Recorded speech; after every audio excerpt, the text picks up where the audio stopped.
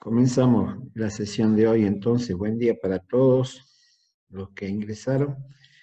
Hoy vamos a empezar a introducirnos en el tema, en los conceptos, ¿sí? Más importantes del tema costos, ¿sí? Vamos a ver distintas apreciaciones, ¿sí? Aunque se pueden clasificar de costo y para qué nos sirve y cómo ordenamos nuestros costos, ¿sí? Entonces vamos a ver el concepto de costo y qué significa la retribución de los factores, los tipos de bienes con que vamos a clasificar desde el punto de vista del costo, qué es una amortización, cómo se calcula un interés. Creo que hasta ahí vamos a llegar en esta primera sesión y vamos a continuar con costos fijos, variables, costo total, costos medios, impuestos, cómo se imputan, tipos de impuestos y cómo se imputan el costo, en qué momento se imputan.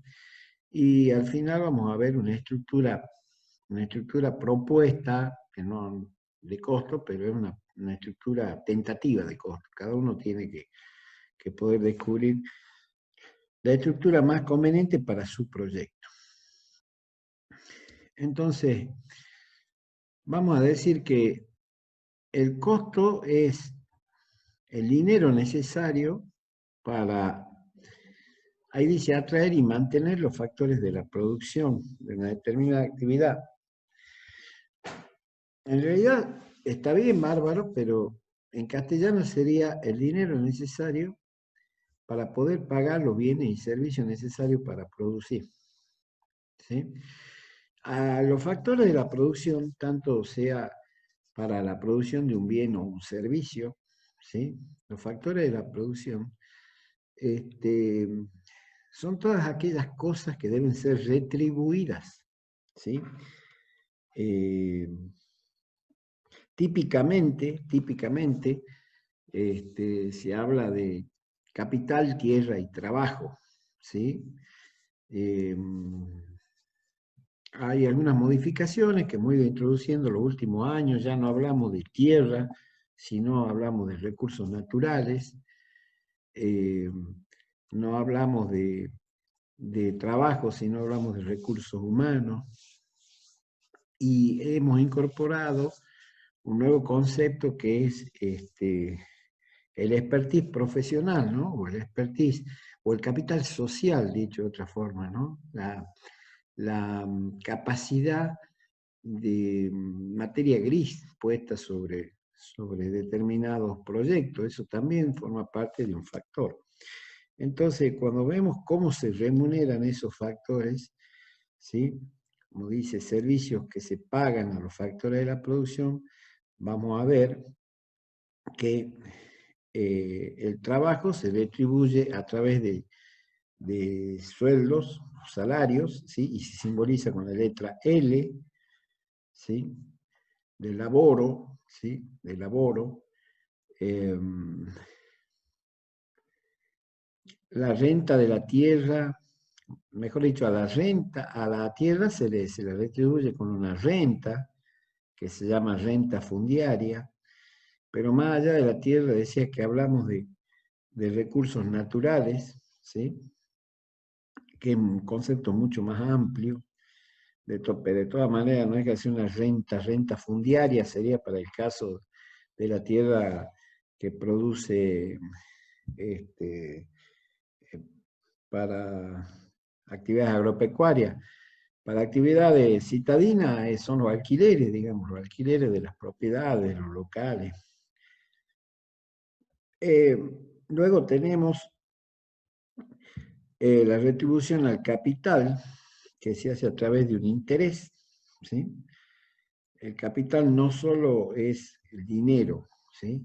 Capital es todo lo que tenemos invertido para hacer la producción, ¿sí?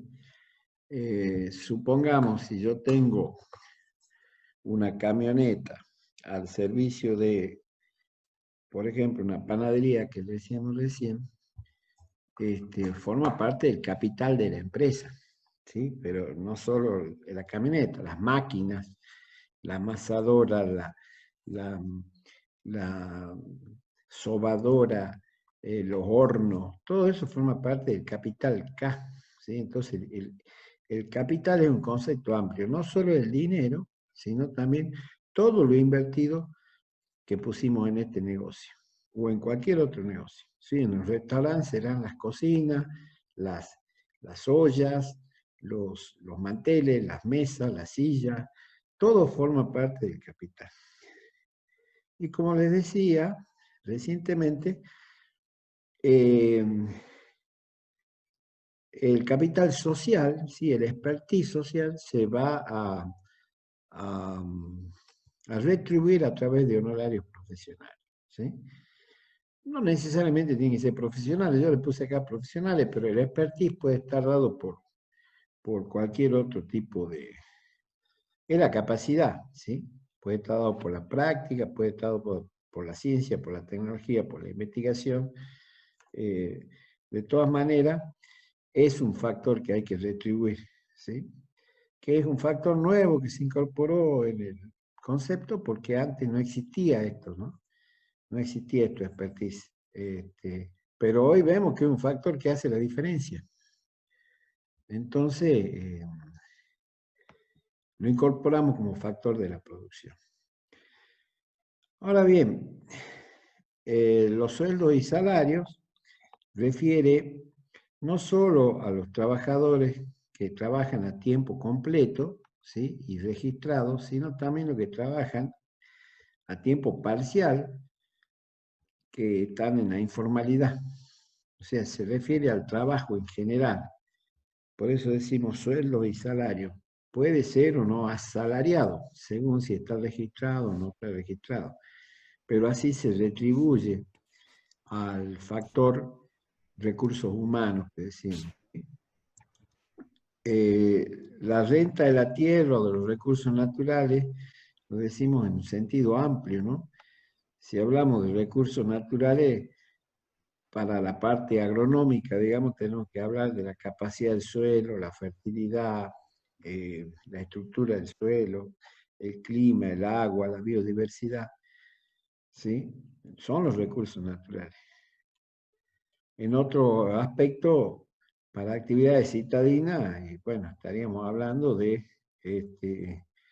la renta, ¿sí? Que hay que pagar por el uso de una propiedad que tendrá también un análisis en sentido amplio que refiere a la ubicación, los servicios públicos, la accesibilidad, o sea, cada proyecto tiene su característica y vamos a tener que ir acomodando estos, no solo los factores de la producción, sino también los costos a la característica de cada proyecto. No hay una receta, una estructura única, ¿sí?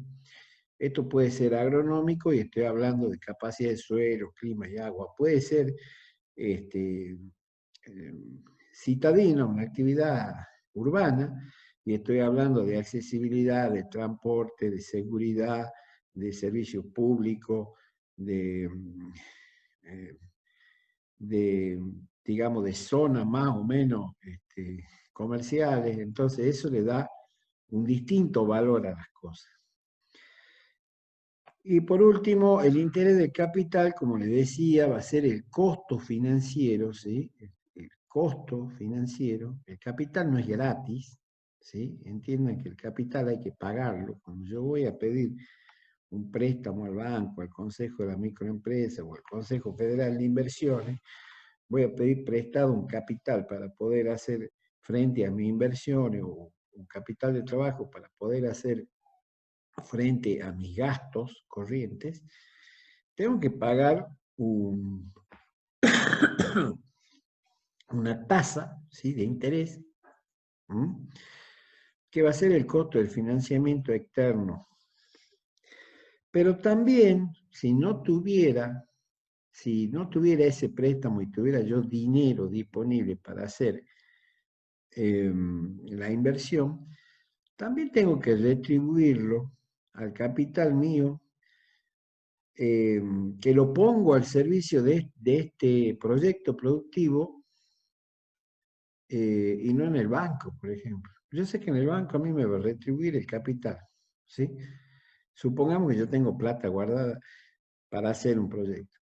Yo enfrento dos alternativas, lo vamos a ver un poquito más adelante. Poner la plata en el proyecto, ¿sí? O poner la plata en otro proyecto. Y el otro proyecto puede ser en el banco, o comprar dólares, puede ser otro proyecto. Entonces, yo para ponerla en el restaurante, por ejemplo, o en la roticería o en la panadería, estoy sacrificando la posibilidad de un proyecto alternativo cuya rentabilidad por ahí la conozco, como un plazo fijo, por ejemplo. Entonces, ese costo que yo dejaría de percibir por arriesgar en esta actividad y no ponerla en el banco, supongamos, se llama costo de oportunidad, como ustedes tienen escrito allí abajo, y lo vamos a ver un poquito, lo vamos a mencionar nuevamente un poco más adelante.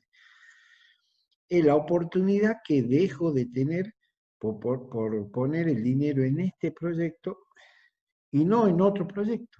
Entonces, no solo tengo que satisfacer los intereses del capital que por ahí le pido al banco o a cualquier institución de crédito, sino que aquel capital que yo ya dispongo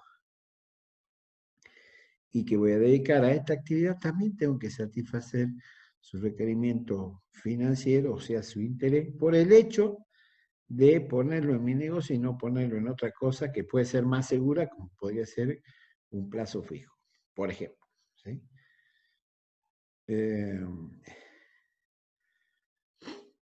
Avanzamos entonces. Tanto para producir bienes como para producir servicios, ¿sí? De eso se trata, nosotros vamos a ser productores de bienes o servicios, vamos a necesitar insumos, ¿sí? Vamos a necesitar de factores de la producción, decimos recién, ¿sí? Cuando hablamos de bienes, estos pueden ser durables o no durables, ¿sí? Los no durables decimos que son esos que se consumen en un solo acto productivo. Y los durables son aquellos que normalmente le decimos inversiones en activo fijo. Vamos incorporando alguna terminología también en el curso, ¿sí? Las inversiones en activo fijo. Justamente dice eso, están fijos y sirven para varios actos productivos.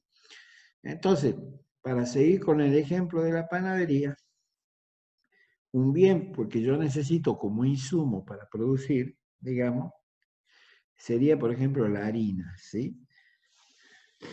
Para producir pan. Entonces, ese bien es no durable porque se consume en un solo acto productivo. Por lo tanto, su incidencia en el costo del pan va a ser plena, ¿sí? Hoy una bolsa de harina cuesta 1.400 pesos, ¿sí? Con la cual puedo producir 60 kilos de pan miñón. Estos datos que estoy dando son reales, digamos, porque yo conozco este rubro. Entonces, cuando vaya yo a cargar el costo, digamos, de ese insumo que usé para producir bienes, en este caso el pan, lo voy a cargar plenamente porque se consumió en el mismo acto productivo.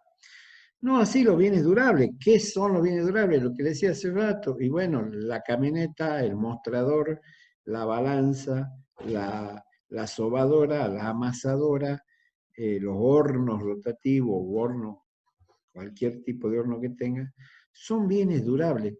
Entonces, yo tengo que cargarlo al costo también, pero no de una forma íntegra, sino tengo que cargar de una forma proporcional. ¿Sí? Y eso se llama amortización y lo vamos a ver enseguida y vamos a ver su cálculo. Entonces, gasto en general, digamos en la terminología, en la simbología económica, nosotros decimos gastos a todos los bienes y servicios que se consumen en un solo acto productivo. Y como le decía, inciden en plenitud de su valor en el costo. Decimos combustible. Entonces, el combustible insume en su totalidad en el valor del producto. ¿Sí? Qué sé yo, gas, el gas, por ejemplo. ¿Sí? Yo fabrico, seguimos con el ejemplo de la panadería, yo mojo 3 bolsas de harina por día, ¿sí? Esas 3 bolsas de harina me representan 180 kilos de pan, ¿sí? Para lo cual he gastado X cantidad de gas por día.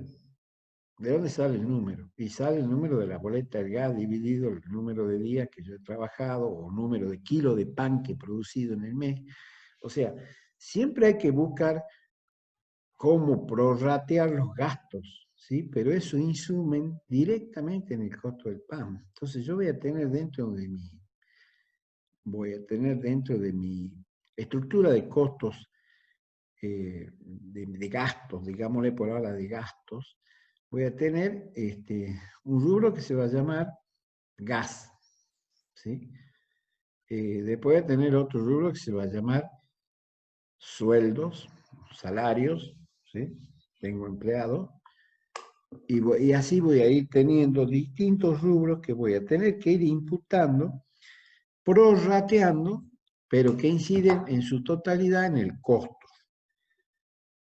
No así la camioneta, ¿sí? La camioneta también la voy a ir prorrateando, pero voy a ir prorrateando una cuota. Y voy a hacer incidir una cuota dentro del costo. Ya lo vamos a ir entendiendo a medida que vamos avanzando. Y como les decía, los bienes durables que no se consumen en un solo acto productivo y que duran más de un periodo productivo, se reflejan en el costo a través de una cuota anual de amortización que compensa el desgaste de ese bien, o sea, la depreciación de ese bien. Perfecto. Sí. Bueno. Sí. Profe, disculpe, ¿puede repetir lo de amortizaciones? Sí, las amortizaciones, cuando hablemos de un capital fijo, ¿sí? O sea, esto que decimos durables, que no se consumen en un solo acto productivo, lo van a ver fácil en un tractor, por ejemplo. Nosotros usamos mucho en el campo el tema de los tractores. Un tractor dura 10 años, o para nosotros 10.000 horas de uso, ¿sí? Duran más, pero contablemente o económicamente se considera que un tractor dura 10.000 horas de uso, ¿sí? Cuando vos haces 10.000 horas de uso, decís, y te das cuenta que el uso anual son 1.000 horas por año, decís, un tractor dura 10 años, ¿sí? Ahora, en ese ejercicio anual, ¿sí? El valor del tractor yo lo voy a prorratear en las 10.000 horas o en los 10 años, ¿sí? Ya vamos a ver el cálculo enseguida, ¿sí? Y esa cuota, ¿sí? Esa cuota anual de amortización, como dice ahí, está escrito, ¿sí?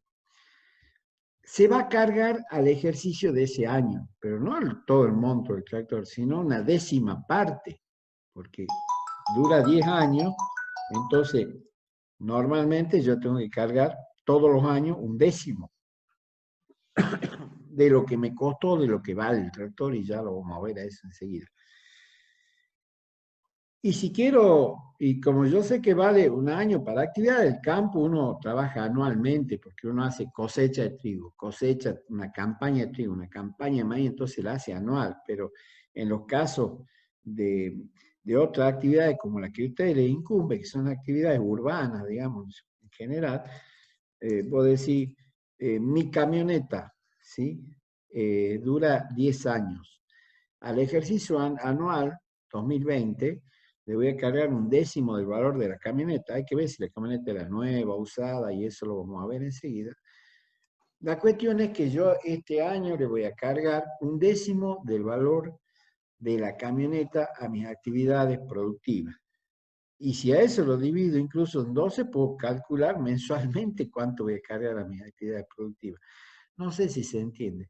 O sea, los gastos o los bienes no durables que se consumen en un solo acto productivo se cargan en su totalidad, pero los activos durables, los que sirven para varios ejercicios, tengo necesariamente que prorratearlos en la cantidad de tiempo que me va a servir ese activo para producir. No lo puedo cargar en un año, en 2 años, en 3 años. Tengo que calcularlo en función a la duración de ese bien. No sé si por ahí he respondido tu inquietud. Sí, profe, ya entendí. Gracias. Bueno, seguimos entonces. Como les decía, vamos a ver entonces cómo es esto de calcular la amortización, ¿sí? Se hace mediante un método directo o proporcional, que es la forma más común, amortización lineal que se llama, que supone que el bien se deprecia en forma constante a lo largo de su vida útil, ¿sí? Porque se supone que yo una camioneta la uso 30.000 kilómetros por año, todos los años. A ver, un año que lo puedo usar más o un poco menos, pero en general, tomamos una idea de una amortización lineal o proporcional para hacer el cálculo.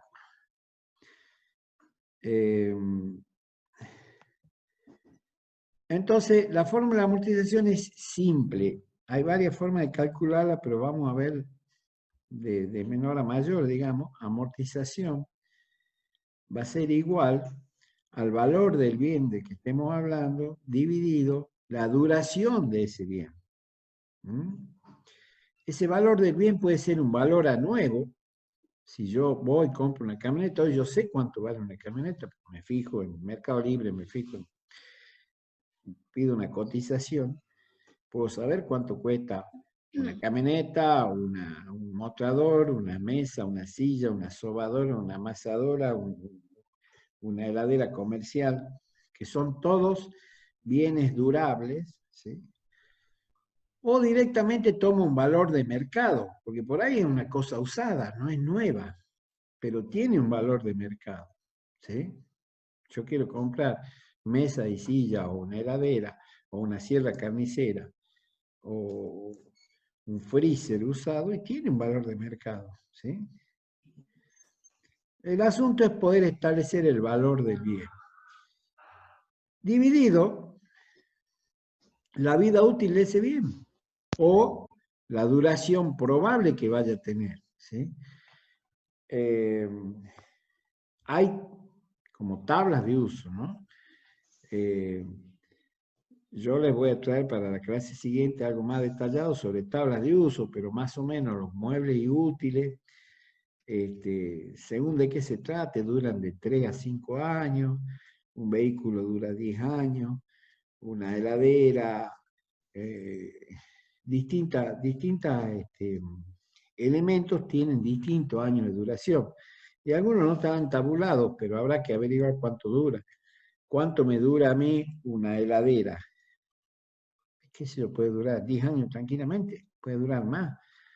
Entonces se le pone el valor, si es nueva le pongo en el numerador el valor nuevo, ¿sí? ¿Cuánto me costó de nueva? Sobre los 10 años. Entonces vamos a suponer, si la heladera me costó, digamos, 100.000 pesos, una heladera comercial, una heladera grande, y su vida útil es de 10 años, quiere decir que mi cuota de amortización anual de ese bien va a ser de 10.000 pesos por año, ¿sí? ¿Y qué produzco yo? Y ahí hay que ver, y bueno, yo produzco, si mi actividad yo la valoro mensualmente, a esos 10.000 los tengo que dividir en 12 meses, ¿sí? Entonces me da algo más de 800 pesos por mes, ¿sí? La cuota de amortización mensual. Entonces yo voy a cargar a toda mi producción mensual 800 pesos por mes en concepto de amortización de la heladera. Pero así como la heladera, tengo muchos otros conceptos que voy a tener que sumar y en los costos lo voy a presentar como amortización simplemente. Voy a hacer una tabla de amortizaciones de todo mi capital fijo y lo voy a presentar ya en el costo como amortizaciones, donde va a incluir la heladera, va a incluir el vehículo, va a incluir la mesa, la silla, todo lo que tenga de activo fijo que no se consume en un solo acto productivo, lo voy a ir trabajando en una planilla, amortizando y estableciendo una cuota mensual o anual, de acuerdo a la actividad en que estemos, de amortización, que voy a tener que sumar a mis costos. Por eso digo, cada proyecto es particular, por eso necesito que ustedes avancen con la idea del proyecto, me escriban, y yo les voy a comentar cómo vamos a ir prorrateando la amortización en función a los proyectos que han ido eligiendo. Porque esta es una cuestión de criterios nada más, ¿sí? Y no hay criterio bueno o malo, hay criterios. ¿Tengo criterio para hacer las cosas o no los tengo? Nada más, ¿sí? Después tu criterio no te lo puede discutir nadie porque depende de tu perspectiva de cómo encarar el negocio. Avancemos un poquito. Pero hay una forma un poco más compleja de calcular las amortizaciones, que es a través del valor residual activo circunstanciado, que tiene un nombre rimbombante, pero en definitiva, que se llama BRASI, que vamos a ver cómo se calcula, es muy sencillo. Pero este método es un poco más exacto que el anterior. Si bien es cierto, sigue siendo una amortización lineal y proporcional, toma un ejemplo, que el BRASI, ese valor actual, valor residual activo circunstanciado, va a ser el valor de mercado, que puede ser valor a nuevo, ¿sí? Menos el valor residual pasivo, el valor de chatarra, le decimos, cuando ya no sirve más, ¿sí? A ver, yo tengo una camioneta, un rastrojero viejo que ya no anda, está tirado, está con la goma, me robó las 4 gomas, pero está tirado en la calle, ustedes van a ver varios. Eso tiene un valor residual, ¿sí? Aunque sea un valor de chatarra, les decimos, ¿sí? O un valor, tiene un valor en el mercado, todo ese fierro viejo que está ahí, ¿sí? Tiene todo el motor, la caja de cambio, algo de eso sirve. Entonces, tomo el valor de mercado, sea nuevo o sea el valor de adquisición que yo hice de ese vehículo, en este momento, cuando todavía funciona, menos el valor que va a tener cuando esto se desgaste totalmente, ahí me queda el BRASI, que es el valor residual activo. Y a eso lo dividimos sobre la duración futura probable, que es ¿cuántos años me va a durar eso que he comprado? Yo puedo haber comprado una camioneta modelo 80, 1980. Digo, bueno, he pagado 40.000 pesos, para dar un ejemplo. Así como puede ser cualquier activo fijo, ¿no? Estoy dando un ejemplo en la camioneta. He pagado 80 pesos, 80.000 pesos. Y supongo que eso, cuando ya no ande más, y va a durar 10 años más, por ejemplo, está bien mantenida y yo le veo perspectiva de mantenimiento y de duración, calculo en 10 años su amortización, pero va a tener un valor residual, ¿sí? En el momento que ya no sirva más, va a tener un valor de chatarra, ¿sí? Entonces, resto el valor del mercado de hoy, menos el valor de chatarra, que va a tener eso en el futuro, a ese monto lo divido en la duración que yo estimo que va a tener esa camioneta, que va a ser de 10 años, de 5 años, y ahí tengo una cuota de amortización anual para cargar a mi actividad económica, que se la divido en 12, va a ser una cuota de amortización mensual. Bueno, reiniciamos. Vamos a ver ahora, habiendo visto el concepto de amortización, ahora vamos a ver el tema de los intereses. ¿Se acuerda que decíamos que los intereses es una retribución que se hace al capital? Y que el capital no solo era el dinero, sino que era el valor de todos esos activos fijos que teníamos dando vuelta por ahí. Y que además le vamos a calcular un costo de oportunidad al capital nuestro. Vamos a ver eso un poquito más adelante. Mientras tanto, vamos a entender ahora cómo calcular un interés cuando vamos a pedir una plata prestada para poder hacer nuestro proyecto. Es muy probable que nosotros tengamos que recurrir, no tengamos capital propio y tengamos que recurrir a una entidad financiera, bancaria o estatal, de fomento para poder solicitar un crédito, un empréstito para poder hacer el proyecto. Entonces, cualquiera sea la situación, nos van a cobrar un interés por el préstamo. No sé quién está con el micrófono. No, perdón. Bien. Era mi hermano. Ah, bien. Entonces, vamos a ver cómo se calcula ese interés cuando nosotros vayamos a tomar un crédito.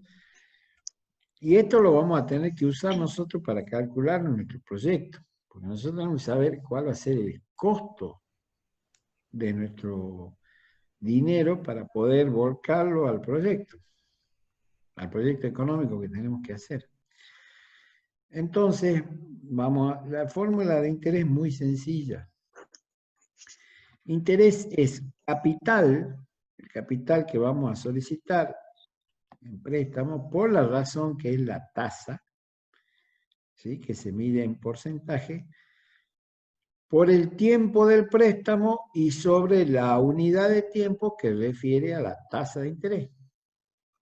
Entonces, repito, el interés va a ser el capital, que es el monto, por la razón, que es la tasa de interés, ¿sí?, por ciento, con lo cual ya vamos a ver cómo trabajamos ese por ciento, por el tiempo que vamos a solicitar el préstamo y sobre la unidad de tiempo a que refiere la tasa de interés. Entonces, normalmente ustedes van a escuchar que dice una tasa del 12% anual. Entonces, ese R va a ser 12 dividido 100, es 0,12, ¿sí? Eso es 12%. Y cuando digo anual, estoy hablando ya de la unidad de tiempo.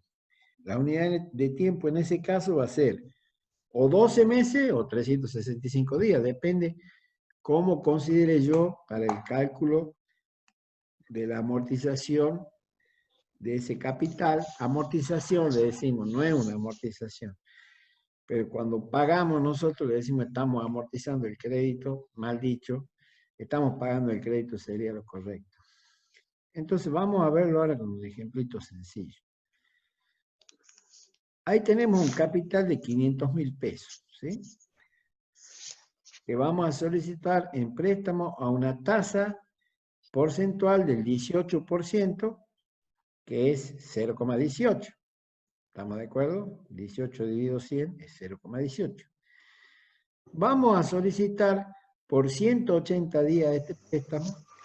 Entonces, la unidad de tiempo la vamos a referir a los 365 días, que es el correspondiente al tiempo de la tasa. Decimos, la tasa es 18% anual. Eso anual pueden ser en días, pueden ser en meses.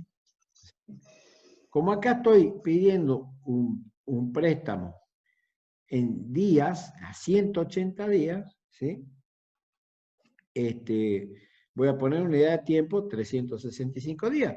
Pero yo podría haber puesto el tiempo 6 meses, entonces voy a usar la unidad de tiempo de 12 meses en vez de 365 días, que es lo mismo. ¿Sí? ¿Entendemos hasta ahí? ¿Cómo vamos hasta ahí? El tema de tiempo y unidad de tiempo, profe. ¿Puede explicarlo de nuevo? Sí, tienen que coincidir. Si el tiempo es en días, la unidad de tiempo es en días. ¿Sí? Pero la unidad de tiempo va a referir a la unidad de la tasa. La tasa esta es 18% anual y así la van a ver siempre. Quiere decir que el 18%, 12 meses o en 365 días, según que ponga yo acá, voy a usar acá. ¿Se entiende? Ah, listo. Sí, Bien. ahora sí. Gracias. Entonces, este cálculo sencillo me da, si el capital es 500.000, voy a pagar un interés con el 18% anual para usar el dinero en 180 días de 44.383. Voy a tener que devolver al cabo de los 180 días 544.000 y fracción. ¿Sí? Ahí hice el cálculo del interés por el uso de 500.000 pesos que me prestó el banco, a una tasa del 18% anual. ¿Cómo quedaría el número?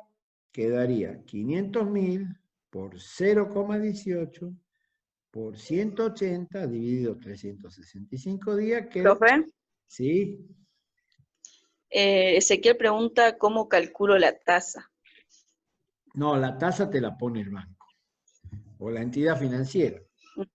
Digamos, el que te va a prestar la plata es el que te pone las condiciones. Eso es un dato, para nosotros es input, ¿sí? Nosotros no podemos ni discutir la tasa. Vos te vas, te presentás, dice la tasa. Hoy los bancos están en una tasa del 45 al 50%, para darle una idea. Está carísimo. Sí. Pero el Consejo de la Microempresa está en una tasa del 17% y el Consejo Federal de Inversiones, CFI, son instituciones gubernamentales. La primera que dije es de origen provincial y el Consejo Federal de Inversiones es de origen nacional. Son instituciones de fomento de actividades productivas, entonces tienen tasas menores a las tasas bancarias. Hoy el CFI está en 12,5, 12,6%, el Consejo de la Microempresa en 17%, y un banco macro, el que ustedes quieran, está en el 45, 50%. ¿Sí? Lo que pasa es que no siempre en estas instituciones de fomento hay dinero, digamos, o hay montos más acotados, ¿sí? Tanto el CFI está hoy hasta 6 millones de pesos, ¿sí?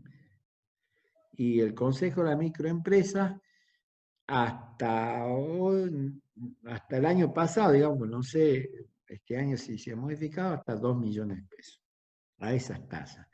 Pero por ahí yo voy a un banco, yo yo necesito más que 6 millones de pesos. Pues CFI tiene cupos también, no siempre hay 6 millones de pesos. Pero yo necesito 10 millones de pesos para hacer un emprendimiento. Y no estoy hablando de locura, hoy un camión con acoplado vale 5 millones de pesos, o sea, más, 6. Con lo cual, vos decís, no, son montos altos, sí, no son tan altos, pensando en que hay equipos que cuestan millones de pesos.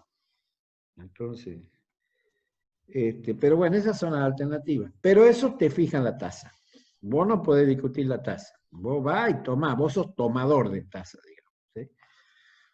Lo que sí vos vas a determinar cuánto es tu capital, cuánto necesitas, 500.000 pesos en este caso, la tasa es un dato para vos, y el tiempo también lo va a definir vos. ¿En cuánto pensás que podés devolver eso?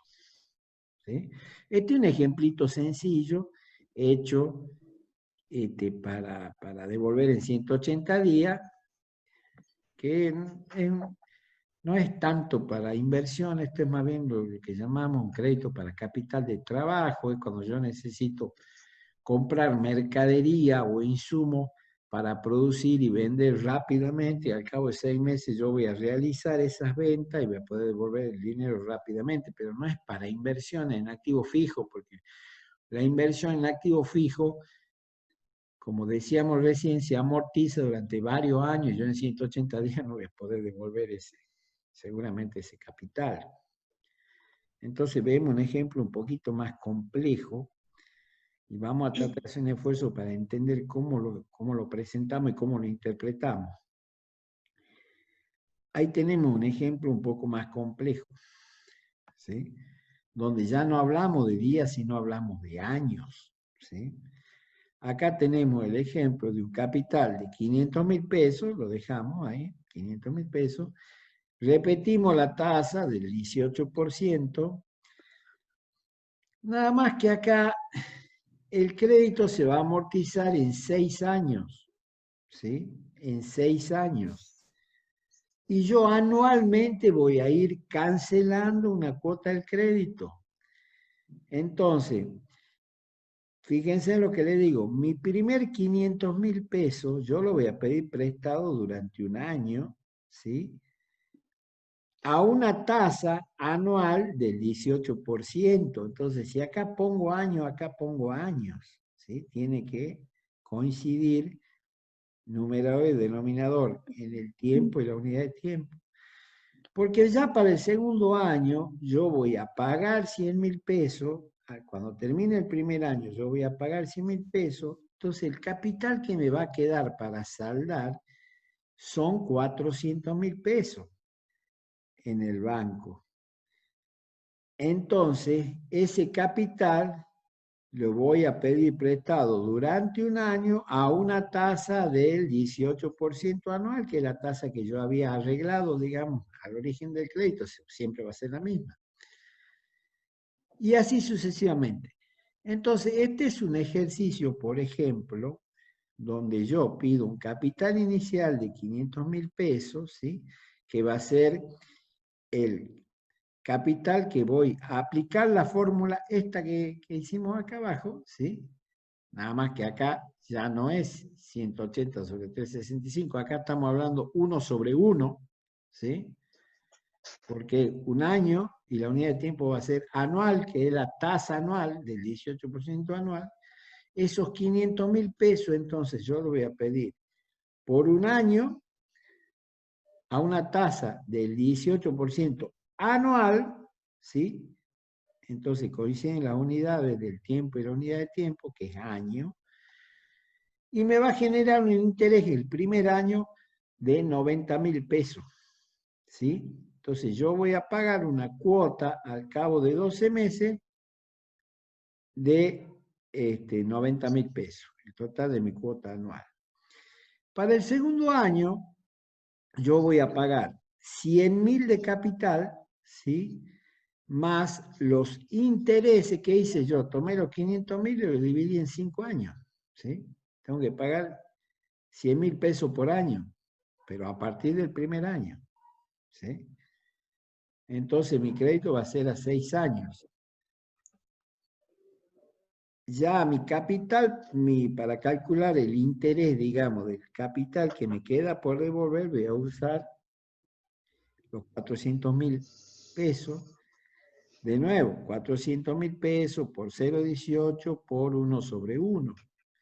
Y ven cómo empieza a bajar el interés porque ya es menos el capital que le debo al banco. Pero tengo que pagar la primera cuota. Entonces, cuota capital, 100.000. Cuota interés, 72.000. Total a devolver ese año, 172.000. Y así, para el tercer año, con capital menor, para el cuarto año, para el quinto año, al cabo del cual, al sexto año, yo ya no voy a deber capital, ¿sí? Ya no voy a deber capital, por lo tanto no voy a pagar interés, y pagando solo la cuota capital, ya habré cancelado el crédito. Entonces, la suma anual, ¿sí?, de intereses va a ser de 270.000 pesos para un crédito que yo he pedido de 500.000 pesos originalmente, y la cuota total, lo que voy a terminar devolviendo, va a ser en este ejemplo, que es un cálculo, simplemente un ejemplo, de 770.000 pesos. Esta es una fórmula, una forma de entender cómo se calculan los intereses. ¿Por qué necesito que entendamos el concepto? ¿Sí? A medida que voy devolviendo yo capital, al principio, pago intereses por el total del capital, aplicando esta fórmula, nada más que acá va a ser 1 sobre 1, porque la amortización es anual y el interés anual. Voy a pagar este interés, y a medida que baja el capital, porque yo voy devolviendo cuotas del capital, también voy pagando menor cantidad de intereses, porque lo que debo ya no es el capital original, sino un poco menor, y voy pagando todos los años de esta forma. Así se amortizan los créditos. Se amortizan, vuelvo a repetir. Es una mala costumbre decir se amortizan. Así se pagan los créditos. Entonces, se va pagando capital por un lado e intereses por el otro. ¿Y qué capital? El saldo deudor. Lo que yo debo es lo que genera interés. Lo que ya pagué, ya pagué. Entonces, siempre los créditos se van a calcular de esta forma. Este es el sistema francés, ¿sí? Después hay otro sistema, el sistema alemán, hay otro sistema de cálculo de intereses. Pero este es como el sistema más empleado, ¿sí? Vamos a ver nosotros, vamos a ver que hay aplicativos de Excel para calcular esto, ¿no? Donde vamos a poner los inputs y el Excel mismo ya nos va a calcular la cuota de capital y la cuota de interés. Pero, más allá de que usemos un Excel para poder hacerlo, que lo vamos a usar, vamos a aprender a usarlo, yo necesito que se comprenda el concepto. ¿De dónde sale los intereses? ¿Por qué pago tanto interés? Si me parece mucho, me parece razonable. Entonces, yo pregunto ahora, no sé, Camila, si estás ahí, decime, ¿a vos te parece que este cálculo, te parece que estás pagando mucho interés por este préstamo? ¿O Y si alguien usted dice, sí, si usted dice que el Banco Macro da de 45 una tasa de 45%, a mí me parece que está bien. 18. Ah, sí, por supuesto que está buena. La tasa del 18 es una buena tasa en este momento. Pero ¿saben por qué es buena la tasa? ¿Por qué es buena 18? ¿Y por qué es malo 45? Bueno, está claro que es malo 45 porque es más elevado, está bien. Pero ¿por qué digo que es Claro, buena la tasa del 18 hoy? No se le ocurre nada. A ver, en Europa hoy una tasa de... A ver, estaba viendo un programa el domingo del agro, que en 3 años la tasa que te cobra en Europa es 0. O sea, vos pedís vos tomás un préstamo a 3 años, la tasa de interés que te cobran es 0. Mirá lo que digo. Si Ezequiel, pedías más de 3 años, dice la tasa de interés es que la un moneda 3. se va devaluando. Ahí está el secreto. ¿Sí? Ahí está el secreto. En España, cuando vos pedís un préstamo a más de 3 años, la tasa es del 3% anual, que para ellos es alta, pero para ellos es alta.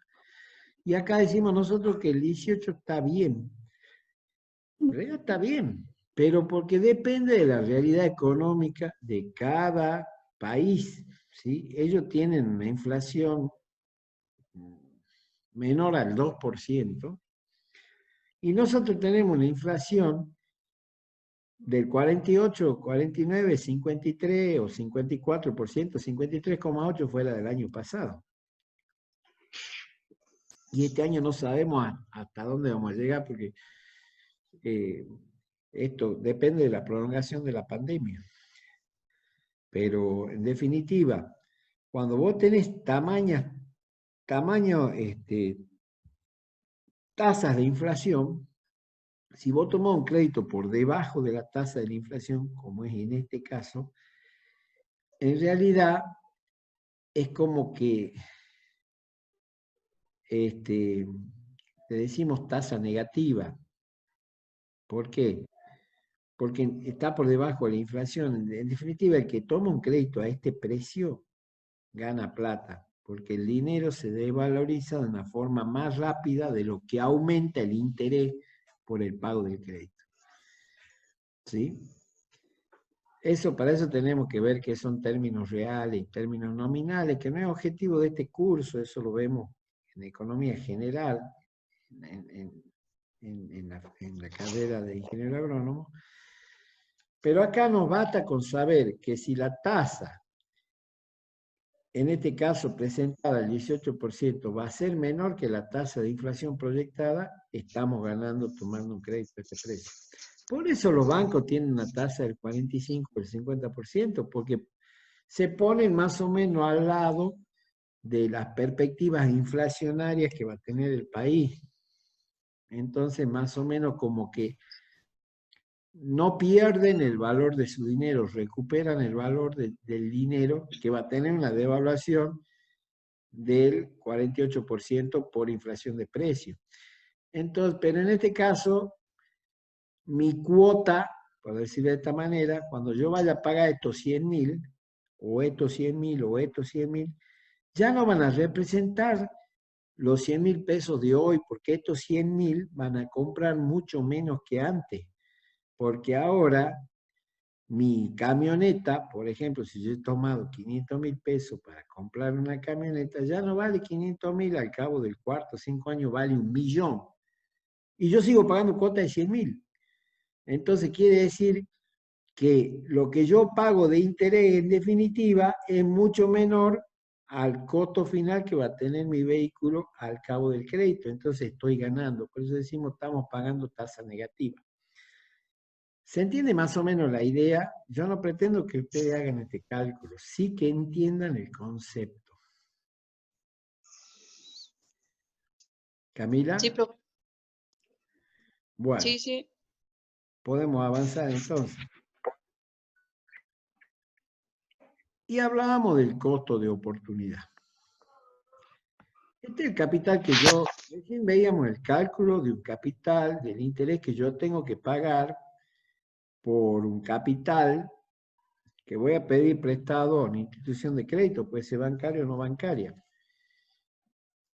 Ahora, yo tengo un capital que puede ser dinero en mi casa, ¿sí?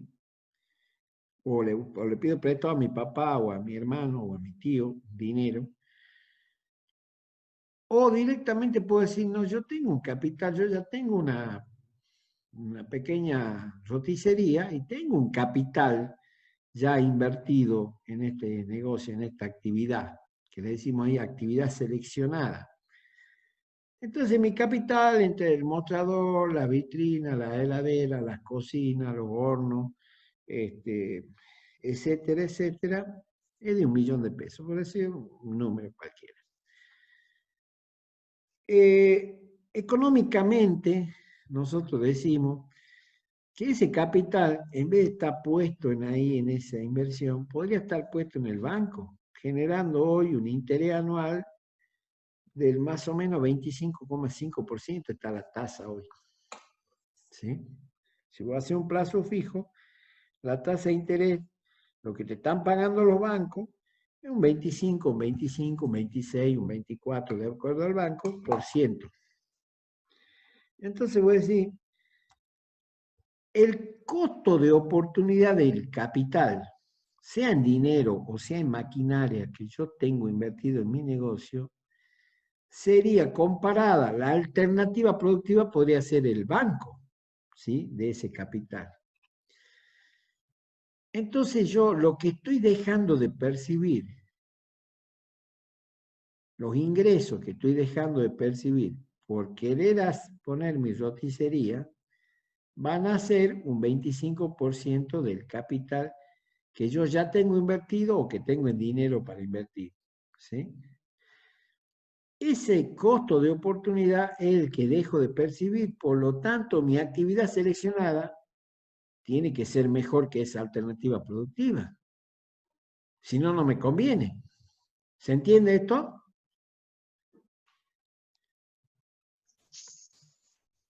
Sí, profe. Bueno,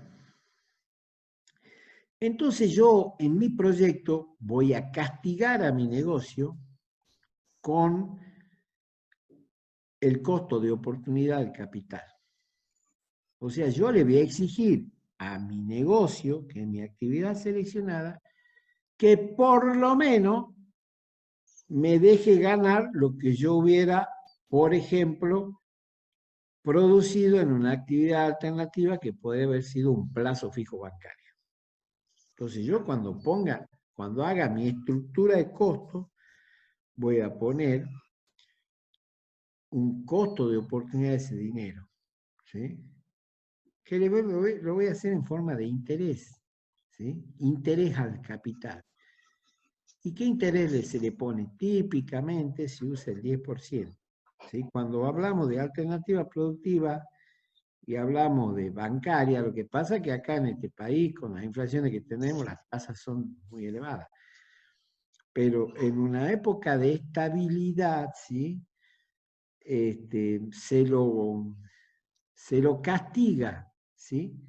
Si vamos a decir así un término, se lo castiga al proyecto con una tasa del 10% en concepto de costo de oportunidad.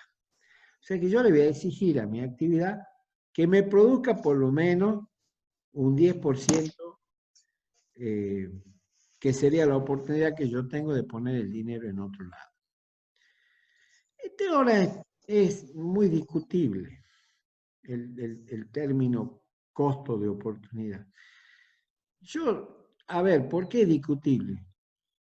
Porque realmente yo tengo que fijarme si tengo la oportunidad de invertir en otra actividad que no sea la que estoy seleccionando.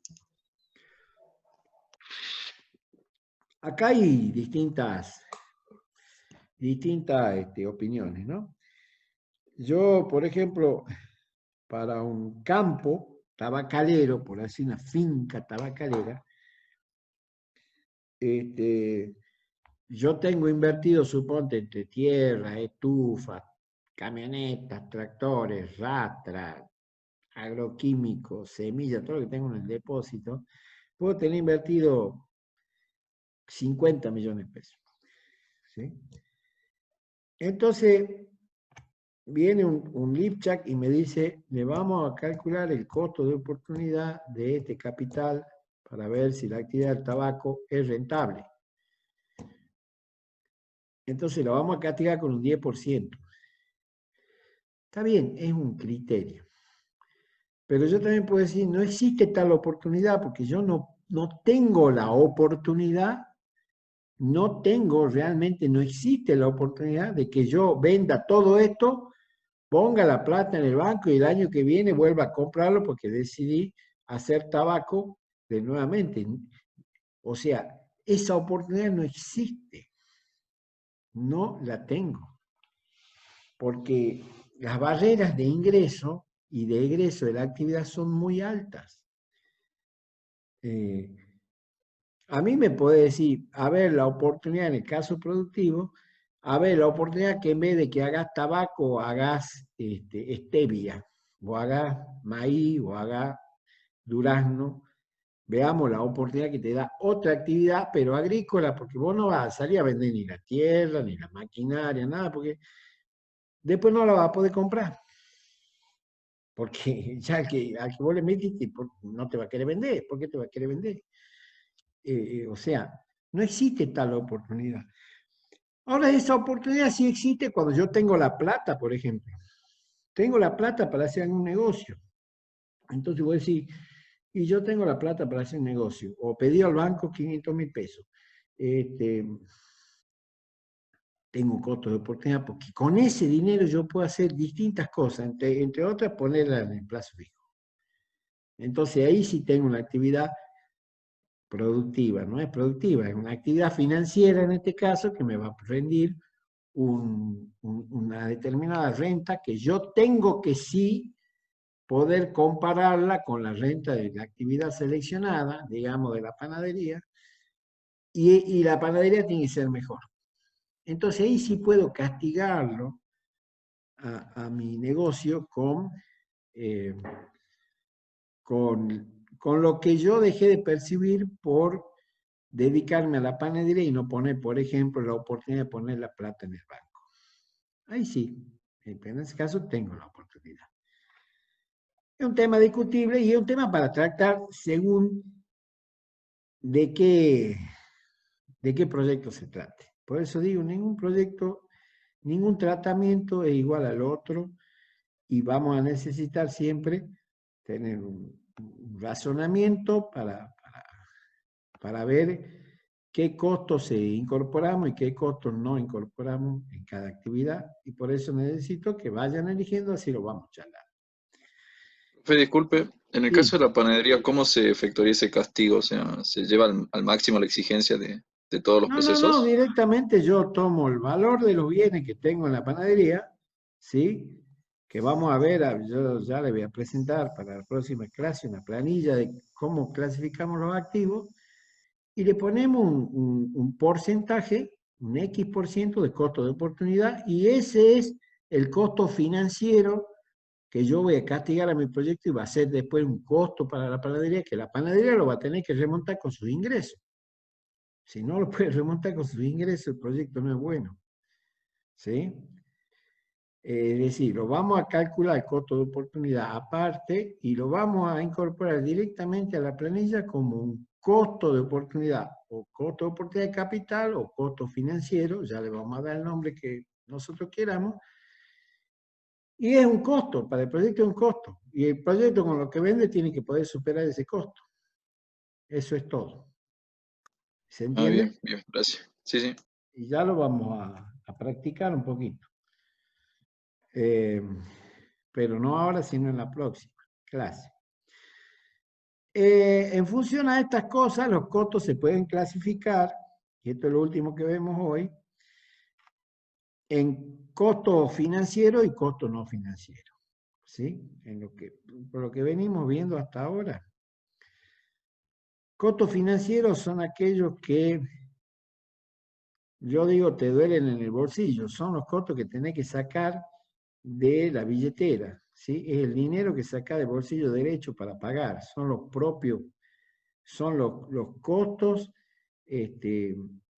normalmente son los variables, ¿sí? Los costos, los gastos que le decimos. Si vos vas a cargar gasoil, vos vas a comprar harina, tenés que pagar. Y los costos no financieros son esos gastos que están, pero que vos no lo percibís, ¿sí? Y a veces se pasan por alto, como las amortizaciones. Por ejemplo, sí, las amortizaciones yo las imputo a mis costos, pero no las tengo que pagar. Si yo ya compro la camioneta, lo que estoy haciendo con las amortizaciones es imputarla a los costos para que el día de mañana yo pueda decir, yo a esta camioneta la he cobrado y puedo comprarla de nuevo porque le he ido imputando en mis costos de producción. Pero son no financieros, no es que yo tengo que todos los meses salir a pagar la amortización de la camioneta. Entonces, ¿qué es lo que es financiero? Y financiero va a ser la compra de la harina, la compra de la grasa, la compra de los insumos en general, el pago del gas, el pago de los empleados, el pago de impuestos, ¿sí? El pago de los salarios. Eso sí, tengo que sacar, es financiero. Me repercute en el bolsillo todos los meses. Y los no financieros son aquellos costos que están, pero que no se lo ven porque no implican que yo tenga que desembolsar todos los meses. Por ejemplo, la mano de obra familiar o el trabajo del emprendedor. Pues si no, yo trabajo, sí, pero vos te tienes que pagar un sueldo. Y mientras vos no te pagas un sueldo, y bueno, es como un costo que no existe, ¿sí? El interés por la utilización de capital propio. No, yo tenía 500.000 pesos, le pedí a mi papá, entonces puse la panadería, pero tiene un costo de oportunidad ese capital, entonces está bien, no lo tenés que pagar, pero sí lo tenés que castigar al proyecto con un costo de oportunidad en ese caso. Entonces, es no financiero. Las amortizaciones, como decía, que compensan la pérdida del valor por el uso de ese activo fijo, por el uso de esa maquinaria, de esa camioneta, de ese activo fijo en general, de lo que dura más de un ejercicio productivo.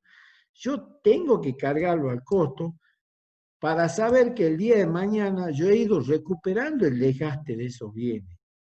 Si bien es cierto, no implica que tenga que pagarlo todos los meses. No estoy pagando nada. Simplemente estoy castigando mi proyecto con las amortizaciones porque entiendo que ese dinero tiene que ser recuperado, porque yo una vez que la amasadora se rompa, al cabo de 5 años, tengo que haber previsto recaudar, recaudar el dinero para volver a comprar otra amasadora.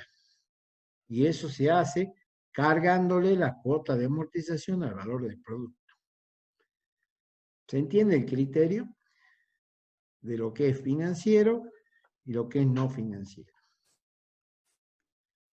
vamos a ver, y esto ya lo dejamos para la próxima sesión, que además de lo financiero, vamos a calcular los costos entre fijos y costos variables, ¿sí?